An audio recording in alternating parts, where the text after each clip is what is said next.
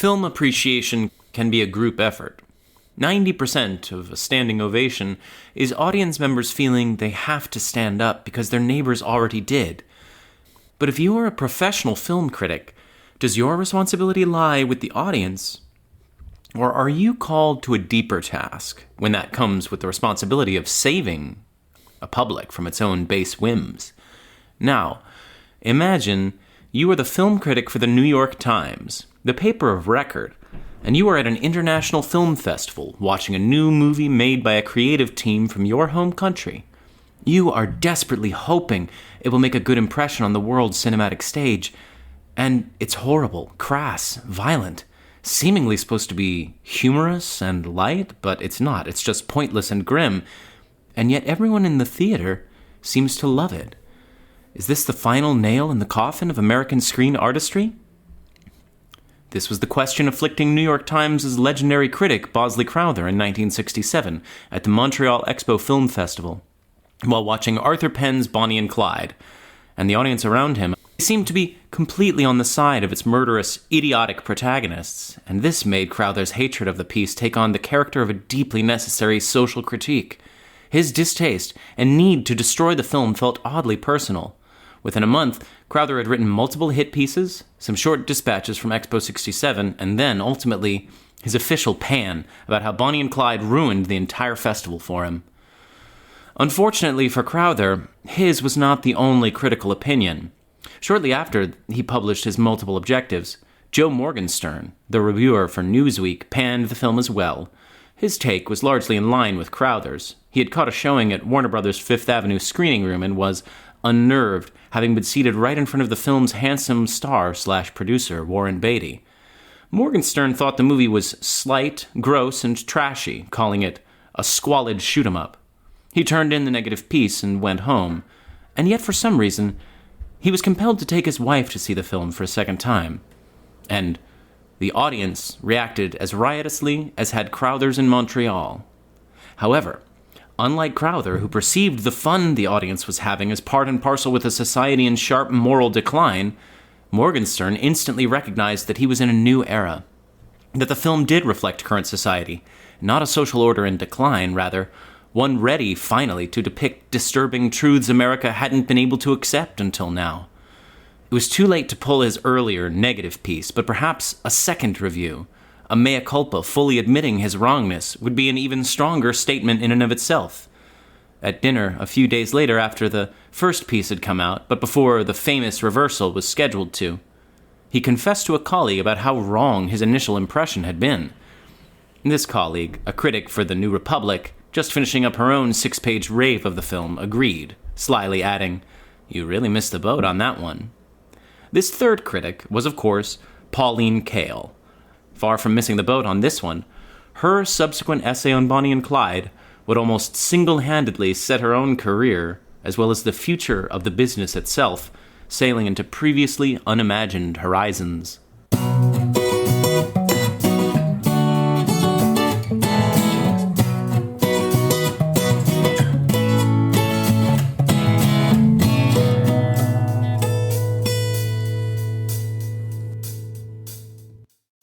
Welcome to Kael Your Idols, a new Hollywood podcast with your hosts, Sam Ludwig and Elena Gibson.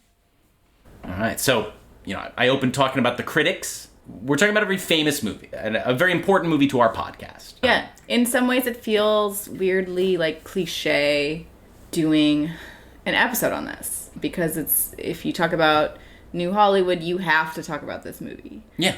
So it almost feels like what do we say? What do we bring? Yeah.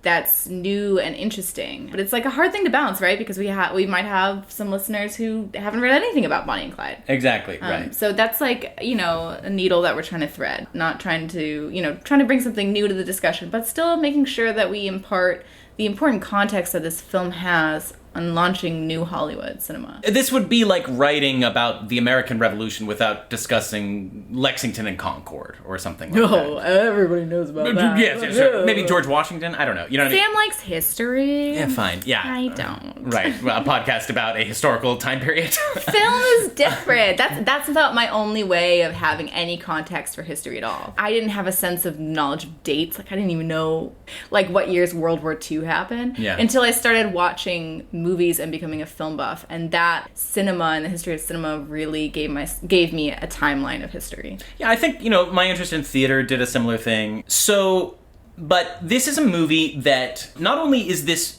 basically the kind of the widely recognized first real important work in the cinematic movement that came to be called New Hollywood, it also just happens to contain so many elements that typify New Hollywood, but almost more than that, it's got like 6 or 7 major figures in the same movie. Like people who will all themselves go on to branch out into different areas and all, be amongst the first names that you would mention when you're talking about New Hollywood. Warren Beatty, Arthur Penn, Gene Hackman, Faye Dunaway, Gene Wilder, Benton and Newman, the screenwriters. Is Gene Wilder a New Hollywood person? Absolutely. Really? Okay, Are you kidding me? love Gene Wilder, but I guess I haven't seen him in New Hollywood stuff.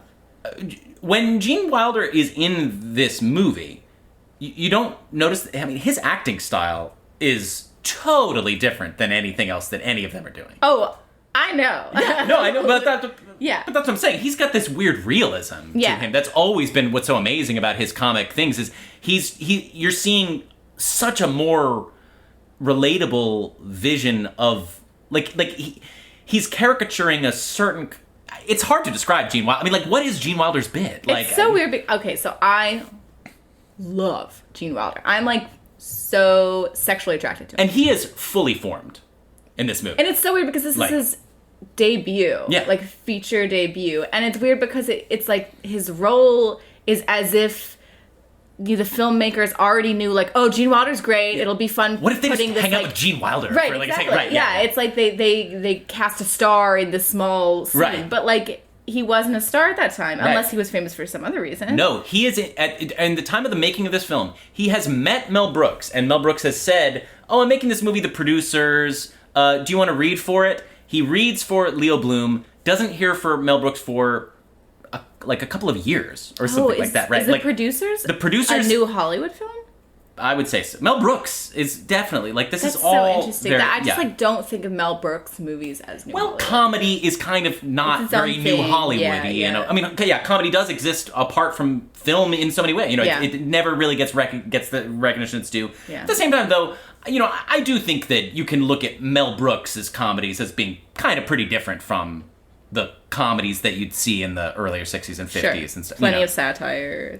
Right, plenty of satire, and it's different. Like his whole parody thing, I guess but it doesn't feel in the same spirit as the rest of New Hollywood. Blazing Saddles?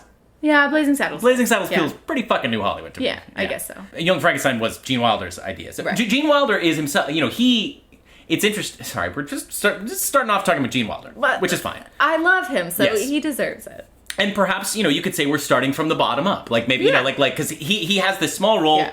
Aces it. Oh, he knocks out of the park. Yeah, it's amazing. He's so good. Best acting in the movie? Best acting in the movie, probably. I think this movie has great performances, but the acting in it is, it's really good acting.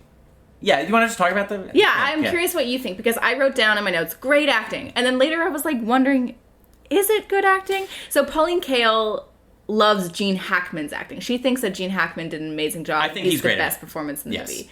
She did not love Faye Dunaway's acting in it, but she also thought that the Bonnie character wasn't fully formed, so she didn't have much to work with. I don't know about that. Yeah, I don't know, but that's what she thinks. Yeah. And she thought, Warren Beatty, is not really an actor. His, body movements weren't very actor-like, but he still had that, Beatty charm. Yeah. And, that slyness that worked with Clyde. And, she has a long essay where she talks... So maybe I'm, summarizing this all up a little too nicely. Sometimes, like, Yeah. Pauline Kael can be very vague in, like, what she actually thinks about something, Right. which is one of the, I don't know, it's really fun reading her. Well, she's making her film art. essays. She's making art herself. Yeah. You guys should totally read her Yeah. film essays. Like, her one on Bonnie and Clyde is very long, but really great. Yeah.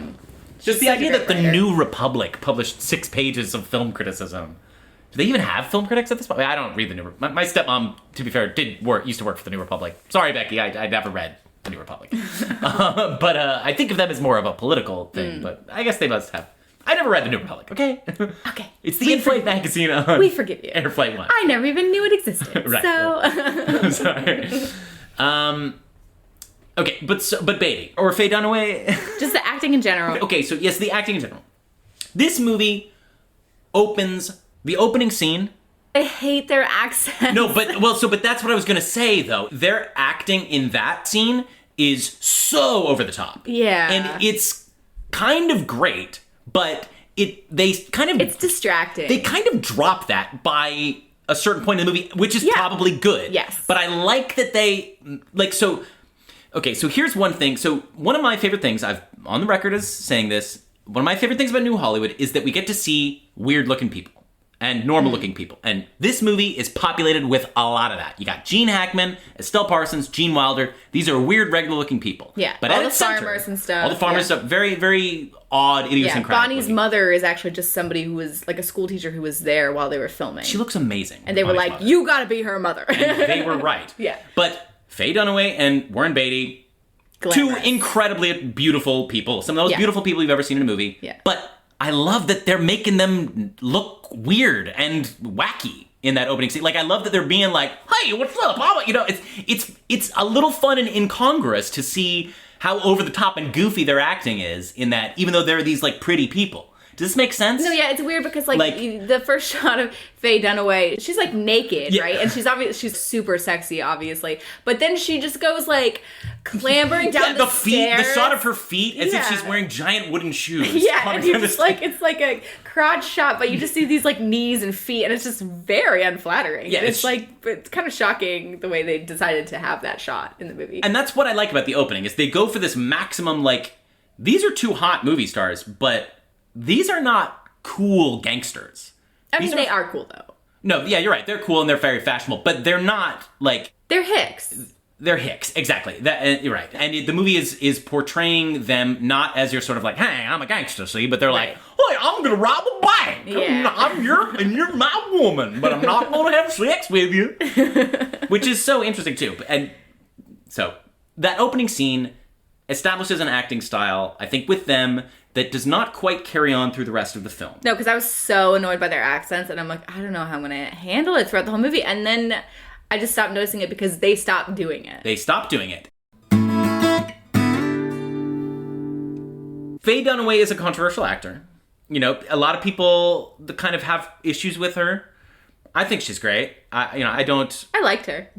Would I give her a super complicated role where I was trying to sympathize with her, or where I expected her to show a variety of different sides? Not necessarily. I think that she is somebody who, like, I can't imagine Faye Dunaway ever saying anything truly like funny.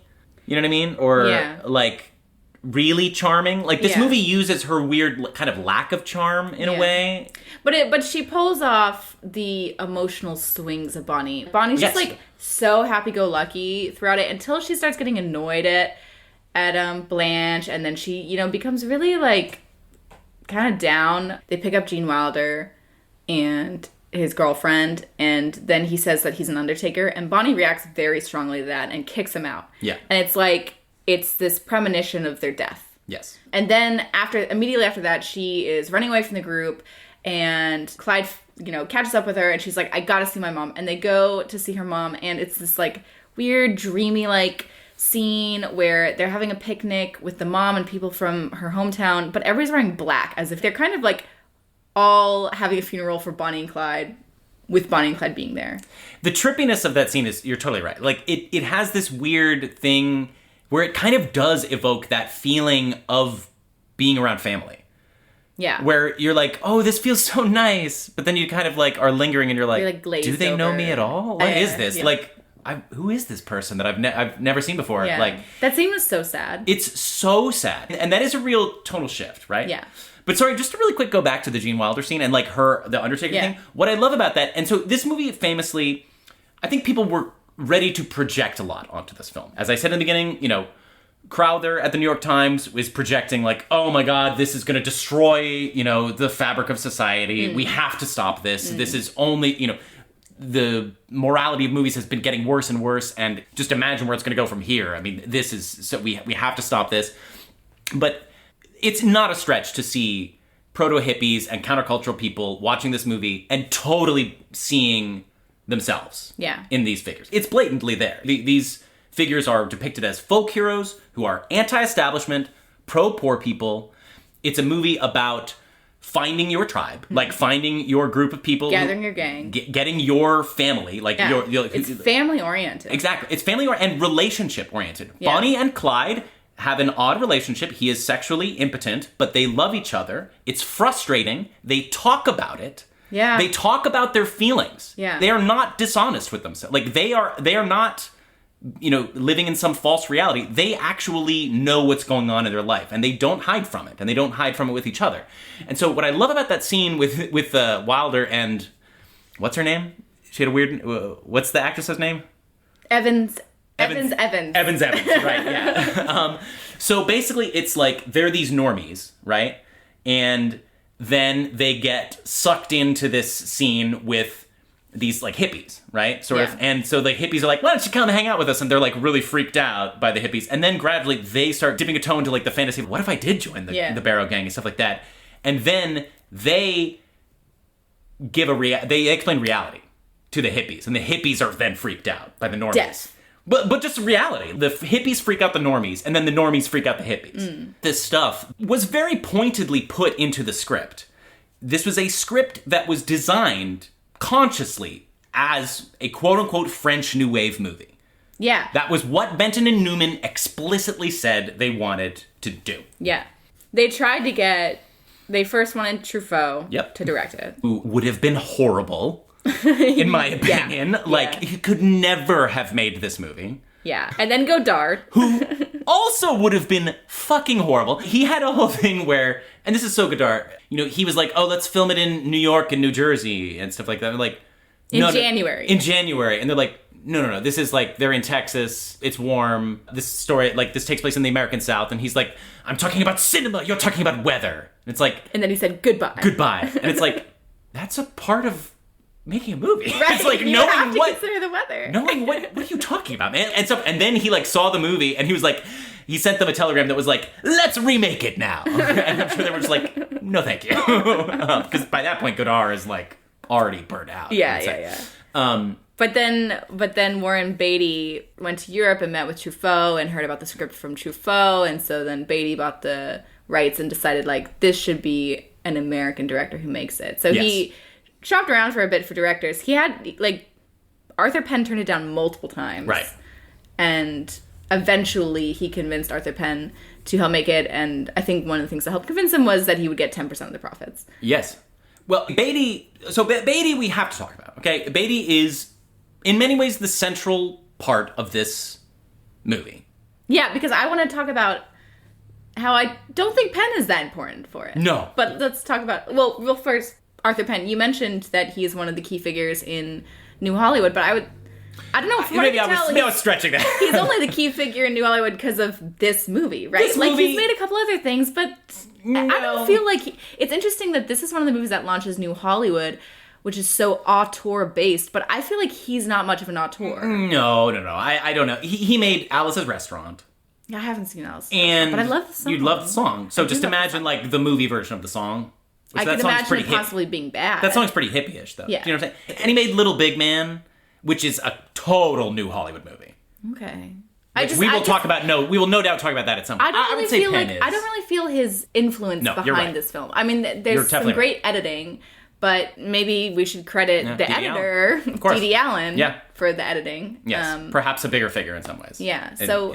I guess I'm maybe it's because I haven't seen any of Arthur Penn's other stuff, but I just don't really feel him behind this movie. And in fact, like, Pauline Kael in her long essay talks about how, like, Arthur Penn's kind of, like, working against the script in a lot of ways. Like, he makes things a little too sugar-coated. Yeah. For example, Clyde was written as bisexual in the script, and originally written that Bonnie, Clyde, and CW all had a three-way relationship. I know. And they were like, nah, let's not. Like, Penn didn't want it like that. He thought that it would make the characters too unlikable, or, you know, they would just be written off as sexual deviants. And Warren Beatty also was like, I don't want to be portrayed that way. And they were also worried it wouldn't be up to production code. Well, that's supposedly true. There's another story where, you know, Beatty gets the script and he begins reading it. And he calls Benton and Newman and he's like, I have to do this part. And they're like, how far did you get in the script yet? And he's like 6 pages in. And they're like, call me when you get to page whatever, where the threesome happens with the other guy. And so then they like wait a little bit and he called back and he's like, okay, I know what you mean, but I still want to do the movie. So apparently Beatty still was down. Tell us about Beatty. Okay. He's a controversial figure, right? Kind of an asshole. Isn't he? Maybe if you're a woman who wanted him to be your boyfriend or something. Kind of exacting. Yeah, I mean, look, this is a man who, in many ways, single-handedly created the idea of an actor being a producer. Okay? This is a thing we have all the time now. You know, Brad Pitt, George Clooney, anybody does this. You know, like almost any star, you know, if you're Sandra Bullock and you're shopping a script around that you want to, you know, get done, and you're a producer, like, you get to say, and of course we have me, like, in order to sell the movie and stuff, and, you know, that really helps. But this was just, like, that was not something that was being done. I mean, they're still shaping the concept of a director and, you know, what everybody's role in modern cinema is going to be coming out of the old studio system, right? So Beatty, he is a product of the late 50s. You know, he's a handsome leading man. He has a performance in a film called Splendor in the Grass with Natalie Wood, a movie that I really love, that, you know, I think is super underseen, that I would totally love to watch, but, you know, is very much a little old-fashioned. You know, it comes out in 1960, 61. He does a couple of other movies. He was in the earlier Arthur Penn film Mickey 1, which was very French New Wave influenced. And I haven't seen this film.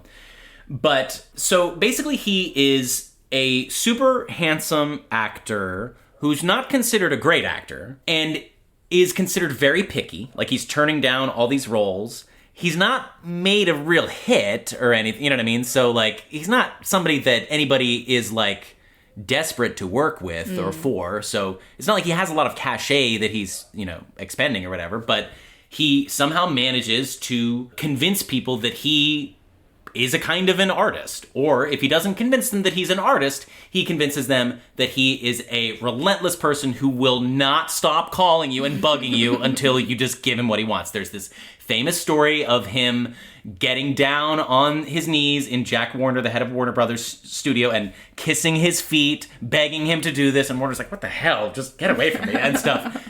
Many people have denied that this story happens, but it's a very famous story.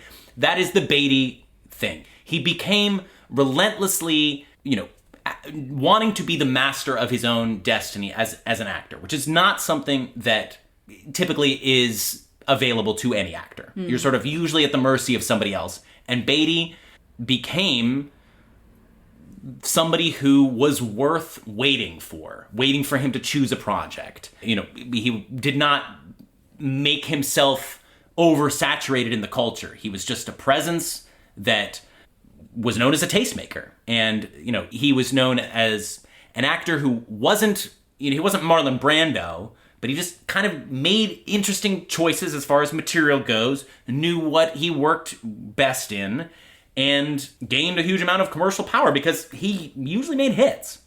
He's so compelling to watch, and he does seem to have a good sense about what to go with. Like, I think he's given a number of good performances, too.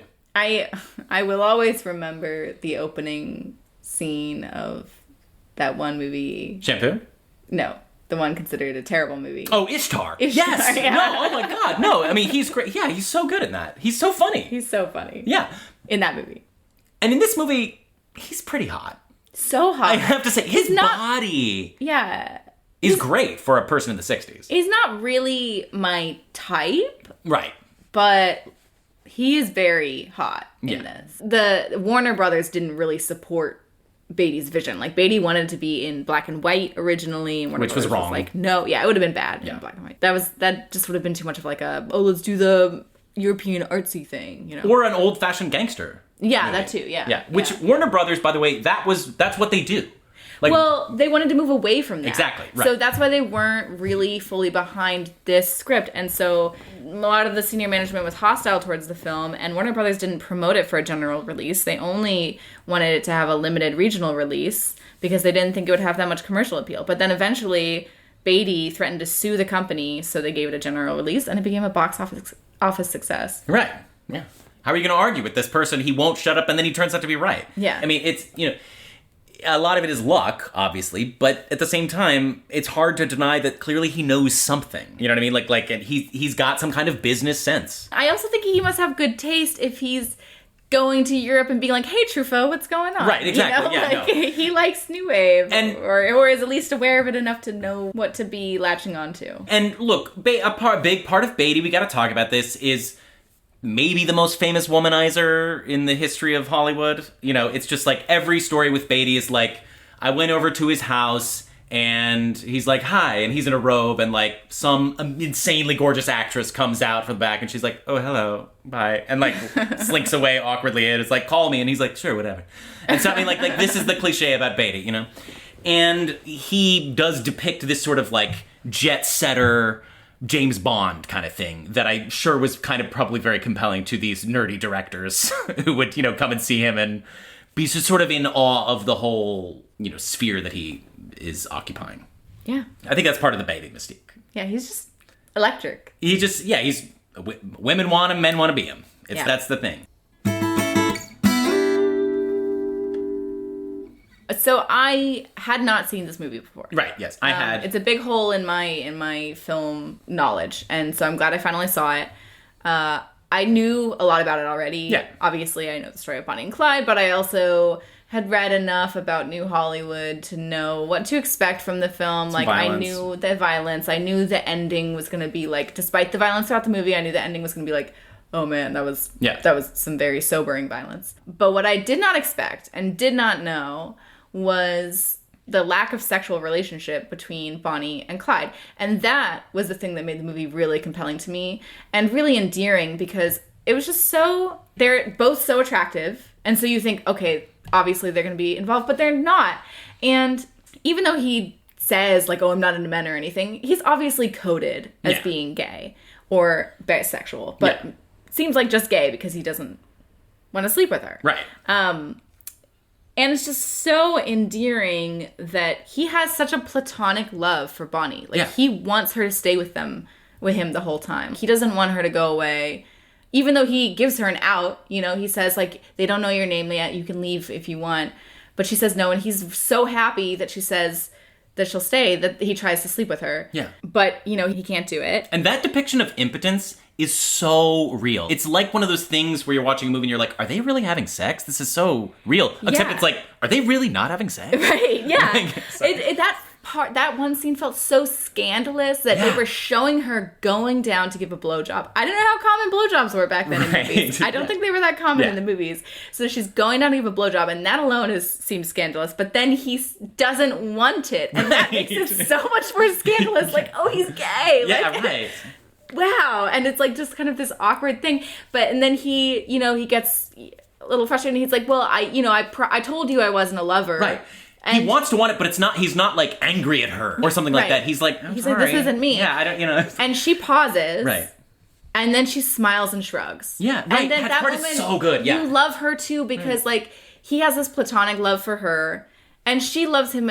But there is sexuality behind it, but she accepts him. She throws it in his face a little bit later when they get upset. But she accepts him throughout the whole thing. And she immediately apologizes for that, and then he accepts her apology. Yeah. Like, that's what I'm saying. Like, they are very emotionally available to each other. Yeah. And that's what's so great. I love that. The other good thing is they're so committed to each other, and they really believe in each other. Yeah. Like, it is that thing of like, you're great. And I know people probably tell you you're great, but they don't even really get how great you are. Yeah. And like, you deserve so much. And she's like, you're right, I do. And so do you. And he's like, yeah, you're right. Like, they are depicted as extremely sympathetic. Yeah. It is one of the most sympathetic depictions of this kind of... I understand why it would be disturbing. Imagine a version of this now. You know, I could see people now, like, getting some version of bent out of shape over this much of a sympathetic portrayal of people who are presented as also truly evil. Or truly immoral. Kael says, there's a quote from her in her article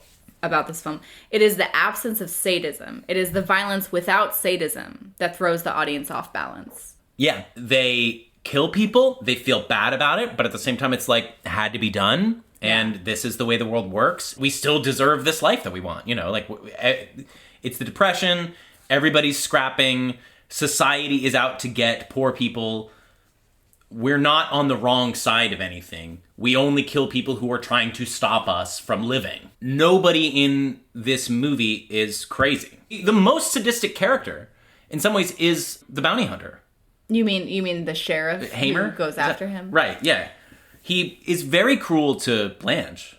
His family later, I think they sued the filmmakers because that's not how it went down. Like, he didn't get caught and have to take a photo with them, so they thought they made him look like a doofus. Yeah. But, you know. This movie is not particularly historically accurate. No. There's all sorts of stuff. Like, apparently, like, they use modern money in some of the bank robbery scenes. Oh, that's funny. And people are looking at it, they're like, that's just money from now. I mean, Faye Dunaway looks like she's in the 60s. She does, right. And became a style icon instantly. Like, people started dressing like Bonnie Parker. Like, her depiction of Bonnie Parker in this thing. And, like, the banjo music, which is great, Scruggs and Flat, that is music that... And this is just kind of an interesting thing. That is music that didn't exist in this time period. Oh, really? That's like 15 years before that music was invented, which is interesting. Yeah, no, bluegrass music started in like the late 40s. Oh. So like it had been around for like 15 years by the time this movie came out. Oh. And those guys who did the soundtrack had their first hit like 4 years before. Like their first like real mainstream hit with the Beverly Hillbillies themes. The Ballad of Jed Clampett or whatever. But so yeah, banjo, the soundtrack is amazing.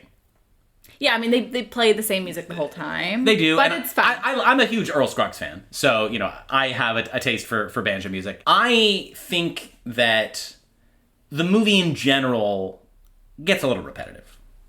Yeah, it does. I thought the climactic scene was happening when they're all in a field and when Buck gets injured. Yes. I thought that was going to be the big shootout at the end. But it wasn't, and it kept going. And then there's, like, more shootouts. So, yeah, I agree. It's kind of the same thing over and over with Bonnie and Clyde. They can't have sex, but they love each other. But they do at the end. How do you feel about that? Well, I kind of like it. I think I would have liked it if it felt more like he was having sex with her to express his appreciation for her, but that it wasn't actually like sexual attraction still. And it does feel a little too much. Maybe I'm just like being way too influenced by Pauline Kael's opinion of this. She thinks that part doesn't quite work and the audiences are too sophisticated for the dramatic uplift of triumph over impotence. And then it's a little too like putting a bow on it. Like, oh, they've had sex and he did a great job. I know. Yeah, that's funny. You know, I see that. That's an interesting point. I mean, maybe I'm just like looking for what meaning it is trying to say, because they have sex after she writes a poem about them. A poem that Bonnie really did write. Yes. I loved the poem. I thought it was really cute. It was very sweet. And what turns him on is... Himself. He's like, you finally helped me love myself. You actually see me. You know? Yeah. And now, the movie had never really made me think that they weren't seeing each other. So it's a little bit unearned in that sense. And I see that it's a little cheap. Yeah. But my problem with the movie would more just be like, few too many bank robberies, few too many evasions of the cops. I actually don't think there were that many bank robberies. Yeah, maybe it could be some more bank robberies. Different types of bank robberies. I love the one where they are super efficient. They finally figured out how to do it cleanly. And everybody's like really impressed with just how orderly they're doing it, and they got the getaway car waiting. Is that the one where they then do edits? There's editing in between the chase scene and the people who were involved in the bank robbery. That's the most French New Wavy part, I think. I liked that a lot. I did too. Yeah. That was one of my favorite like touches. The farmer being like, he did right by me, he left me my money. You know? And then, and before he finishes the sentence, like it's very stylized. And so let's get into that. Like this sort of like, the sort of larger social implications of, the Robin Hood thing of Bonnie and Clyde, right? Yeah, they are folk heroes. So one thing about the movie is they are given excuses for their behavior, but it's not really like in the sense that like they are shown to they go to this house. Yeah.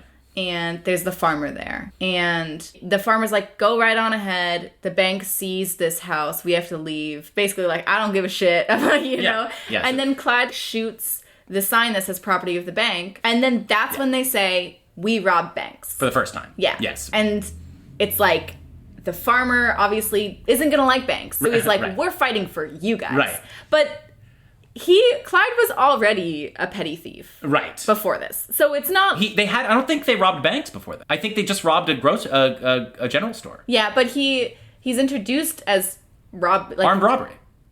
Yeah, but I'm just saying, like, it's not like he wasn't already a criminal. No, but not robbing banks. Sure. Like, that gives him the idea of, like, this is the way we bank robbing. Because they'd already had the run-in with somebody who tried to hurt him at that point. He really didn't want to have to hurt anybody, and he was kind of upset at the guy trying to hurt him. Yes. Like, I'm not trying to hurt anybody. Why are you trying to hurt me? Right. But it's just, like, it gives them a reason for being this Robin Hood character. Yes. But also, like, it's not painting it as if they are the most morally correct people. That's not the real reason. They're doing it because it's fun and exciting. Yes, they're looking for something out of life. Bonnie, the first shot of her is lying in bed, banging her hand against the bars of her bed frame, as if she's trapped in a prison. So she just like wants to escape. So it's not like they are these perfectly morally justified characters. No. But they are fighting for they're on the people's side because they're poor. Well, it's sort of funny because the guy's reaction to We Rob Banks, I feel like is very like, all right. Yeah, he's not like, yeah. Right. He's not like, yeah, I love you, Bonnie and Clyde, yeah. right. And then, like, when they go to the Hooverville, the little tent city with the poor people around a campfire, they're suspicious at first, and then very intrigued that it's Bonnie and Clyde. Yeah. But they don't seem to love them. Everywhere they go, people want to take pictures with them, but they keep getting found out by the cops that they're staying at a given place, so they keep getting turned in, obviously. This was one of the first times in films that squibs were used. Tell us what squibs are. So squibs are, you've seen a movie, somebody gets shot and a bit of blood explodes out of them. And if they get shot a bunch of times, they look like they are sort of having various eruptions all over their body, and it looks really cool. Before this, you'd see a movie and somebody would get shot and they'd violently clutch their chest and fall over, but you wouldn't really see the blood or any hole or maybe they didn't even really move back that far. They would just kind of get shot and fall. This is like what it looks like to get shot. They're like little explosions happening in the squib. And they're getting shot hundreds of times. Like, they're getting riddled with bullets. So there's a part where Clyde's body's on the ground and they're just like, it's like a kid with a video game who can't stop shooting a dead body. Yeah. And it's disturbing. I'm sure it is disturbing. Incredibly disturbing at the time. And even more disturbing is just they get shot to shit and then the end. Right. That's it. No resolution. Yeah. Like, I mean, no falling action or whatever. It's just like, well.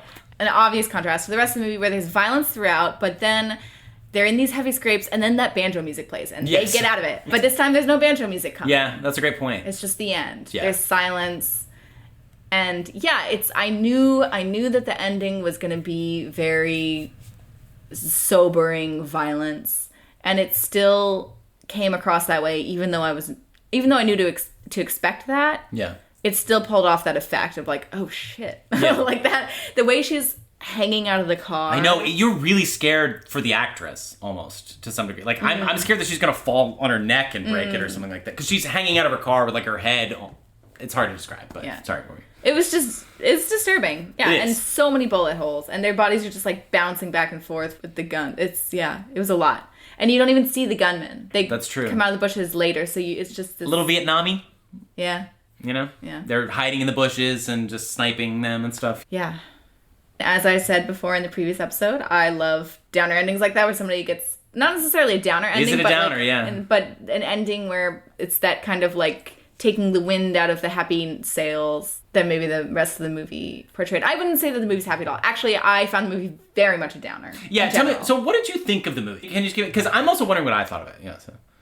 I thought it was a good movie. Yeah. But yeah, it depressed me. Depressed you. Yeah. Not even by the end. It was right from the very beginning. In the same way that Badlands depresses me. It's like small town, small lives, even though their lives get so big. It's just, I don't know, it just made me sad. And Pauline Kael said she had this experience when she first watched it, that she was sitting next to this woman who kept saying to her friends, like, oh, it's a comedy, don't worry. And then eventually the woman stopped saying that. Right. But she said it a little too far into the movie, that the woman was just trying to like convince herself, like, it's going to be a comedy.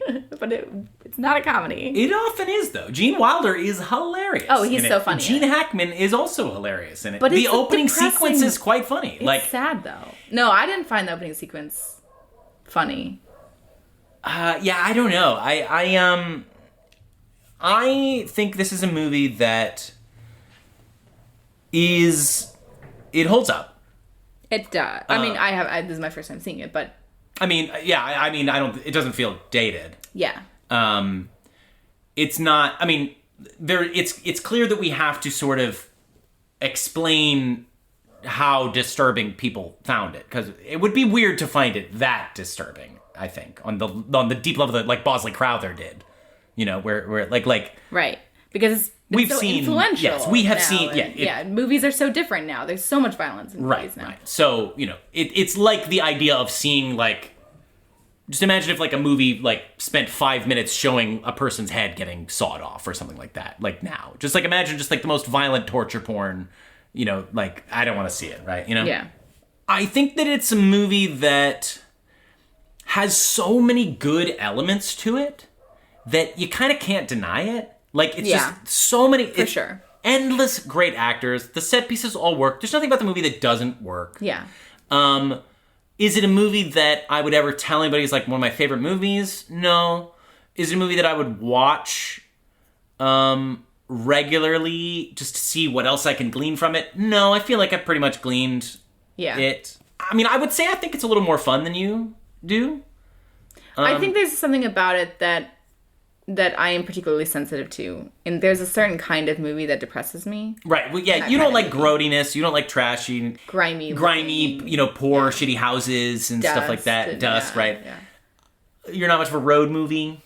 Yeah, not really. Not a road movie. I love these back road. I love thinking about the back roads driving from Missouri to Oklahoma for some reason. I don't know. You know, it's like fun watching a car chase scene on a back road where like they're not going that fast and they're just going over these bumps. Like, no, and it's like there's no interstate highway system. Like, how hard could they be to find? Like, what are they driving through the woods or something like that? Like, you know where they went. Like, they're on the one road that exists. Like, come on. I mean, I guess you can't radio people as fast or whatever, and there's like strict jurisdictional things. But the police were always finding them. The police were always clearly, finding them. like, you know, they were always found throughout the movie. I don't know. Well, I wonder in real life if like there was less run-ins cops trying to find them, like if there were like just like a lot of like maybe small town sheriffs who were just like, what am I supposed to do? You know, like that kind of thing or something like that. I don't know. We didn't research the real Clyde Barrow and Bonnie Parker, but you know that also wasn't really important to Benton and Newman. They just sort of grown up in the Midwest. You hear about Bonnie and Clyde, and they were these Esquire writers, and they wanted to write a movie, and they were just like thinking about Bonnie and Clyde, but they really wanted to talk about other things. So you know, realism was not a very important factor. I don't know if you find it depressing, but I don't know if I think the movie really hits me on a particularly emotional level. I find it a pretty intellectual exercise. I think it's a movie where I'm thinking a lot about society, And this is kind of similar to things like The Godfather for me and stuff like that, where like what interests me is not the interpersonal relationships of the characters, but I feel like I'm, much like I suspect a lot of the directors and writers, getting very cerebral about it and sucked into the thinking about what this meant to young people in the 60s, which is, a period that I find interesting in and of itself. Yeah. I mean, I agree, going back to you, just, the way you think it is a very good movie, undeniable. You're not going to rewatch it a lot. But yeah, I think that it fits the hype. Absolutely. It launches New Hollywood, and it deserves to be that starting movie. Yeah, somebody's saying like, Bonnie and Clyde, it's not that great or whatever. It's like, what the fuck are you talking about? Yeah. It's good. Yeah. It's a good movie. It's a cool movie. It's an interesting movie. It's entertaining. It's entertaining and kind of deep. Yeah, it's not shallow. Yeah. But it's at its heart, it's a movie about criminals who are hot and just kind of do the same thing over and over again. Yeah. Like that, like it's. But they do it with family. They do it with family and an increasing sense of dread and existential. What is my place in the world overtakes them. Yeah. But I think I like empathize a lot with Bonnie's character. She's the best character. The way that she gets annoyed at Blanche. What's her face? Blanche, and but she's stuck with Blanche. Like, I just felt that on such a visceral level of That's true. Oh, she's just gotta like hang out with Blanche all the time. Yeah, right. Like, I felt bad for her. Real life Blanche was still alive when the movie came out. Oh yeah. And initially she approved the script. She's like, yeah, sure, this sounds good. But then after she saw the movie, she complained that she was cuter than Estelle Parsons. I mean, right?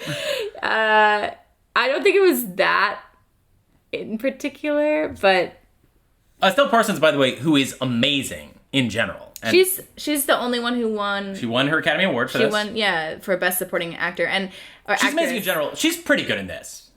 I think Gene Hackman should have won. I agree. The movie got nominated for almost everything. Yes, but Estelle Parsons was the only one who won for this movie. Estelle Parsons is a legendary theater actor. I wouldn't give my left nut, but I would pay a lot of money to have gone to see her in August Osage County, in which she plays Violet, the matriarch. I've seen clips from it, and oh my god, she's so good. I mean, imagine just like Meryl Streep's in the movie version, and you're like, Meryl Streep fucking sucks compared to this person, like in this role. It wasn't exactly Meryl's fault. That movie was flawed in general. But Estelle Parsons, amazing career. This kind of the height of her film career, though. I mean she was nominated for a couple. She did a couple other things. It was nominated after this, but perhaps more famous for her television work and Roseanne and in the theater, perhaps most importantly. But yeah. So apparently Blanche. She complained that the film made me look like a screaming horse's ass. Yeah, no, right. It makes her. She's the dilemma to some degree. I don't like watching her in the movie because she's annoying, and I don't like the way she screams. And it's I just don't want to be stuck. I wouldn't want to be stuck with that annoying. Like, some people get under my skin, and I don't want to be around them. It's really amazing to watch because Elena is an incredibly sweet and nice person and very empathetic in general. But yeah. When the right person is around you, and it's not even like they're evil or something like that. It's just you just hate them and are slightly annoying brand of annoying. No, it's not slightly annoying. There's just certain people who really annoy me, and it's only a couple people out there. Yeah. But then I become you cannot control your reaction to them. I can't help it. I'm sorry. I'm gonna be a bitch. No, it's true. Like that one shot of like where Bonnie and Blanche are forced to drive the car together. Yeah. And just like Bonnie just has this look of, Jesus fucking Christ, while she's driving. I can't believe this. And Blanche is seated facing away from her in a car in the front seat. Like she's facing her body away from Bonnie. It's this amazing shot. But largely unknowns. This is a series of star-making performances. Even Beatty and Dunaway emerged from this film as a completely different level of stardom that they had entered. Yeah, Dunaway was virtually unknown. I think she said she got the role by the skin of her teeth. Yeah. They wanted other people like Jane Fonda, who I feel like has the same voice as Faye Dunaway in this movie. Interesting. Yeah. Apparently Bonnie was incredibly hard to cast. And they were thinking about Tuesday Weld, Jane Fonda, and Margaret. Sharon Tate. Imagine if Sharon Tate had been in this film. I can't say I've seen that much Sharon Tate. No, but just imagine if Bonnie and Clyde... Imagine if, like, Sharon... Oh, you mean just the symbolism of that? Yeah, like, if that... I mean, would New Hollywood have been totally different? Do you know what I mean? Like if... I don't know. Maybe that's weird. Because she was murdered soon after? Yeah, like, would this movie have just become impossible to watch? Yeah, just like something that's, like... I don't know. When was she murdered? 2 years later. After this movie came out. Yeah, it would have been... that would have been weird. But yeah, so very difficult to find. Nobody really believed that she could do it. She had done, like maybe one other major performance called The Happening. Roger Ebert of the Chicago Sun-Times panned the performance, saying, quote, "She exhibits a real neat trick of resting her cheek on the back of her hand," which is a pretty sick burn. I mean, Ebert also, his review of Bonnie and Clyde and the acting of Beatty and Dunaway is like, they are both great, to my surprise. Basically, more or less. Like, he's like, it seems they are major acting talents, I guess, was sort of the tone of his review. But, yeah, so she's really no one. Beatty, a famous person who nobody really wants to put in a movie or see in a movie. Hackman, Parsons, Wilder, Michael J. Pollard, these are theater actors that they're just put in a movie, and then these become major film stars over the course of the next 10 years. To have 4 or 5 star-making turns in a single movie, quite unusual. Yeah. I would say. Especially, considering it's the kind of movie that... I mean, these aren't even showy roles, really. Like, none of them are the showiest of acting roles. Yeah. Again, as we say, like, Gene Wilder comes off... He pops so much harder than anybody else really does. Yeah. He pops... fucking hard. He's in a different universe. He is. Than they are. Yeah. But yeah, so this movie just like made so many careers and has remained a calling card. Can we talk about, so like, what would you say is the biggest factors that make it so New Hollywood-y? I would say the main thing is just the violence. Absolutely.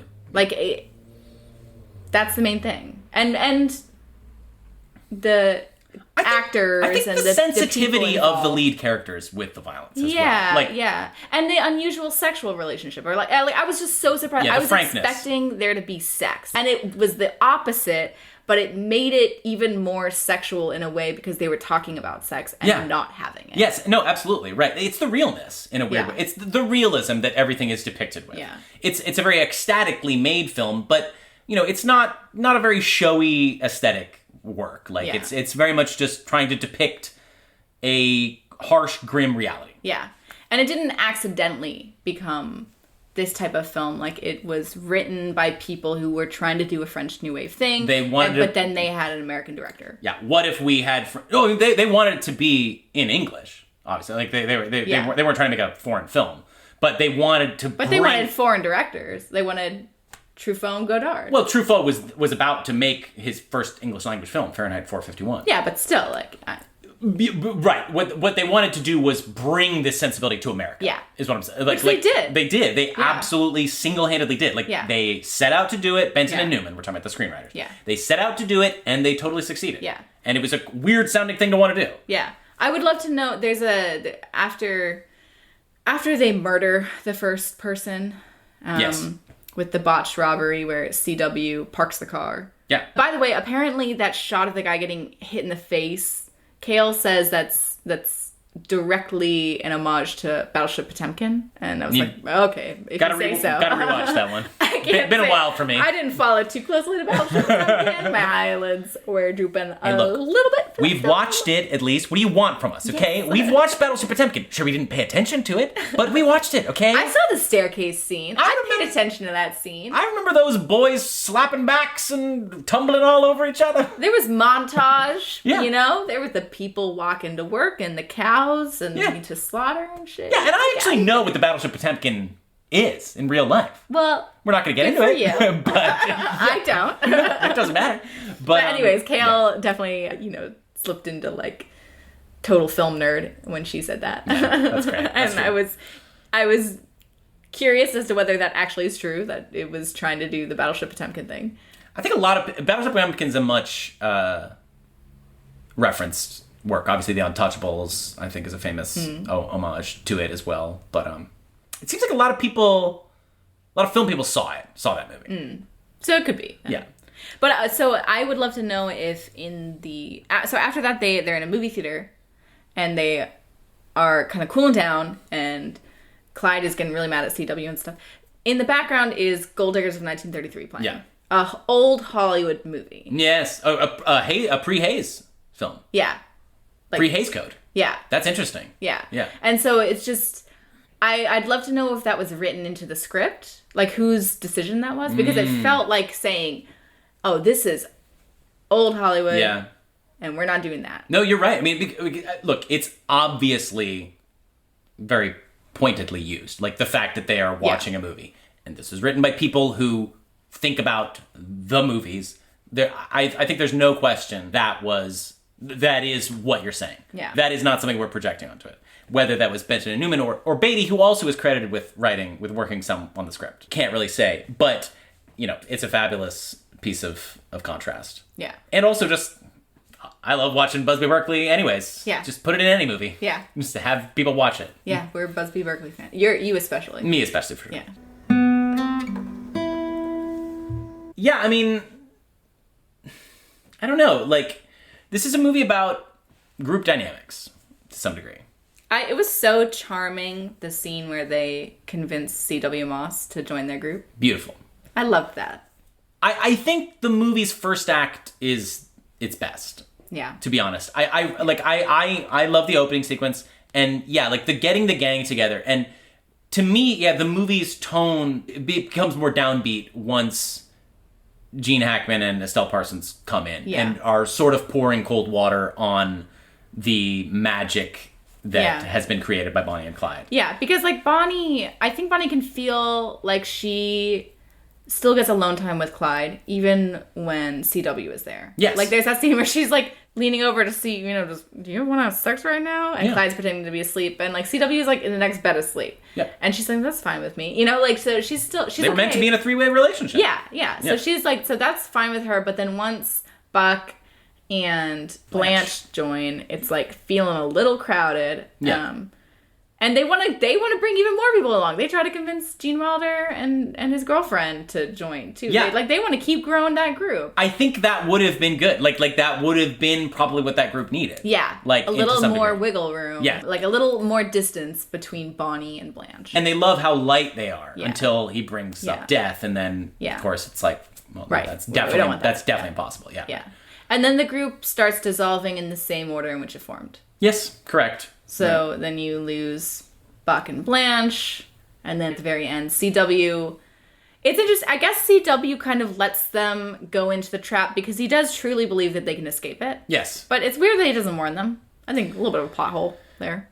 Yeah, I mean, I feel like I can understand being convinced that you're getting off with a lighter sentence if you go along with this trap. He still thinks they're going to escape, but he's not going to risk his life. He's not going to risk getting as much jail time as they're expected to get. And he's also, like, not that intelligent of a character. He's not that intelligent, but also, like, he seems to be rather impressionable and kind of blow with the wind. Right. That's what I mean. Like, he can easily be convinced by Bonnie and Clyde, but then later his dad. His dad convinced him. Do you want to talk about his tattoo? That was such a weird emphasis of the movie. But again, I mean, that's so counterculturally. Counterculture. It reminds me of Frankenfurter in Rocky, being like, do you have any tattoos? Like that, you know what I mean? Like that kind of thing of like, are you a weirdo who's got a tattoo? Sort of thing. Like it felt like a little too much of a nod to like current audience being like, you guys have tattoos, right? We're youthful. Well, they didn't, though. When I was watching that, I was like, I don't know when tattoos started. Were tattoos around it would when still Bonnie be, and Clyde happened? It would still be incredible. Well, they were around, obviously, but it's only if you're a fugitive from the law are you the kind of person who gets a tattoo. Or like a sailor or something, you know what I mean? Just like a real, like, you're not a part of our mainstream society kind of thing, I think, so the tattoo thing, in the script, when he says that Bonnie likes it, that's supposed to be kind of a reference of, like, that they've all had sex. Yeah. You know? That is vestigially in there. Do you want to talk about this? Would it have been better if that... Because I love the impotence. I don't like the impotence being explained by, like, oh, I'm straight, but just impotent. I would have liked it to be like, I'm gay, and so I can't give that to you. Because he didn't seem like he even wanted to try, is the thing. It didn't feel like impotence from sexual desire but not being able to go through with it. It seemed like he just genuinely wasn't into her. No interest in sex. Yeah. Or just sex. I think he was into her. He was into I think he her was as a down person. to kiss her. Barely. Maybe not even. You're right. He didn't Yeah, even like, kiss her until after his first run-in with that butcher. Yeah. And he was scared. Like, she, like, hops on him and starts making out with him after their first burglary. And when you're watching that, you're like, okay, this is, like, sexually charged movie. But then he pushes her away and he's like, no, I'm not a lover boy. Yeah, you know? I ain't no lover boy. Yeah, so he doesn't even seem interested. So it doesn't seem like an impotence type of thing to me. It seems like he's just not sexually interested in her. But, like, I like the idea of what he said, like, more than the idea of, like, he's just secretly gay. I like the idea of him being, like, he's almost like, there's that scene in Sid and Nancy when Johnny Rotten's like, sex is boring, you gotta try heroin. Why are you, it's just like, he's like, you can have sex with anybody. Yeah. You're not gonna be Bonnie and Clyde with anybody. Right, I like that too. Okay, like, it's like, sex is whatever, people, okay? Yeah. I'm after a greater truth, I mean, he could be Ace. Yeah, he could be Ace. Yeah, exactly. Something like that. And I do see the point, the concern about them being sexual deviants. Exactly. Like, I really hate how, in anime, for example, I hate if there's, like, this sweet female character who's very innocent, and then suddenly it turns out she's, like, betraying them. Yeah. And she suddenly becomes super sexual, and that's the only way to have a sexual female, is that she's also, like, a violent person. So, like, the connection between violence and criminality and sexual deviance is a thing that people should stay away from in films. Like, it's not good to depict, sexual deviance with being a bad person. Right. Now, again, they're walking the line in this movie of they're not really depicted as bad people. Right. So, you could have maybe played it in a way that was like, they're just outside of your rules of society, man. Yeah. And they don't care about your stupid prohibitions against two men loving each other. It's perfectly normal and natural, and we should all be able to, if they were able to depict that, it could have been, honestly, one of my favorite movies ever. Yeah. Maybe. Like I could see a version of that I love in a deeper way. Yeah. You know? And it was certainly hinted at throughout the movie. So you still had elements of that in the movie. Right. But yeah, they could have gone a little more into it. But CW wasn't attractive. No. He was way less attractive than those two. So I guess maybe there's a believability factor with that. Yeah. Maybe they should have gotten a little more of an attractive actor if they wanted to sell that a bit more. Yeah. But he was very charming. He was very charming. And I also just I do love that they are so much more attractive than anybody else in the movie. Yeah. Like, they are so clearly, they're movie stars, right? It's like they walk in and your eye moves towards them. But that's also, I mean, I don't know that much about the history of Bonnie and Clyde in real life, but wasn't that also part of the appeal of Bonnie and Clyde? Right. Is that they were just hot? Yeah, well, and boy and girl in love, Robin Banks, I think it's like, aw. Kind of, I think there's this element of they're in a gang because they just want to hang out with each other, kind of to a certain degree. They want to work together, And then that's straight. It's a depiction of, it's kind of like a work wife sort of thing, almost. You know what I mean? It's sort of like Liz and Jack at 30 Rock or something. I don't know. But yeah, it's people who want to start a business together and want to be. Bonnie wants to be in the Clyde Barrow business, and Clyde wants to be in the Bonnie Parker business. Yeah.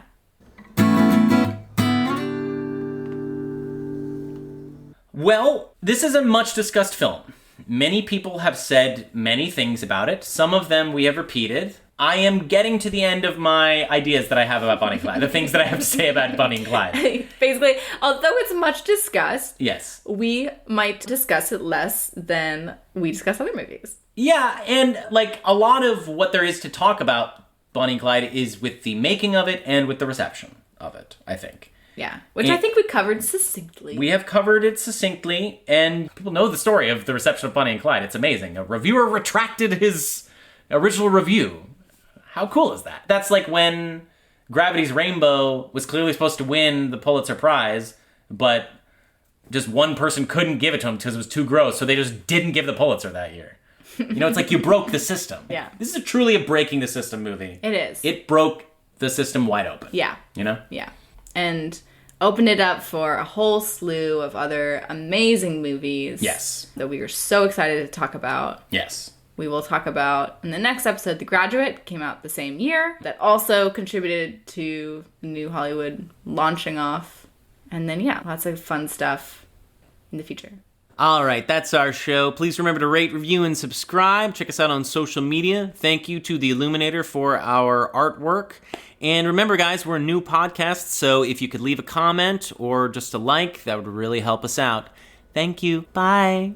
Marlon Brando, Ellen Burstyn, Robert Evans, and Shelley Duvall. Sad endings 'cause of Watergate.